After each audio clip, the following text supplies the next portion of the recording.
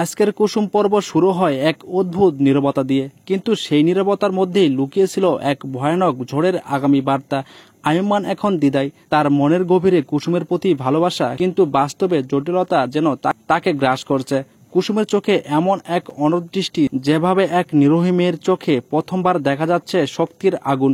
এই পর্বে ইন্দ্রনীর মুখোশ ধীরে ধীরে খুলতে শুরু করছে। সে এখনো ভাবছে কুসুমকে নিচে নামিয়ে আয়ুমানের জীবন থেকে তাকে সরিয়ে দিবে, কিন্তু ভাগ্যের কাছে তার পরিকল্পনা ব্যর্থ হতে থাকে একের পর এক। ঠিক তখনই প্রবেশে ঘটে গুরুদেবের। একটা কালো ধূপের ধোঁয়ার মধ্যে তিনি বলেন, যে মেয়েকে তুচ্ছ ভেবে দূরে ঠেলে দিচ্ছে, সেই কুসুমই তোমাদেরকে বাঁচাতে আসবে। এই কথা শুনে যেন জমে যায় ঘোরের বাতাস। ইন্দ্রনীর মুখ সাদা হয়ে যায়, তার চোখে ভয়, ক্রোধ আর অবিশ্বাস একসঙ্গে জ্বলে ওঠে। কুসুম তখনও চুপ, কিন্তু তার চোখে বলেছিল, আজ আমি ভয় পাবো না। এই নীরব আত্মবিশ্বাসী আজকের পর্বের আসল শক্তি। একের পর এক চমকপ্রদ মুহূর্ত তৈরি করেছে। এরপরে ঘটে এক চমকপ্রদ মুহূর্ত।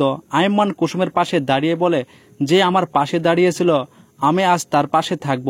এই সংলাপে যেন পুরোটা দৃশ্য বদলে দেয়। ইন্দ্রনী রাগে কাঁপতে থাকে, কিন্তু চারপাশে যেন হেরে যাওয়ার এক শূন্যতা ঘিরে ধরে। শেষে গুরুদেব বলেন, যে সত্য এতদিন লুকিয়েছিল, এখন সময় এসেছে সব প্রকাশ পাওয়ার। এবং এখানে পর্ব শেষ হয়, তবে দর্শকরা বুঝতে পারে আগামী পর্বের ভয়ঙ্কর কিছু সত্য সামনে আসবে।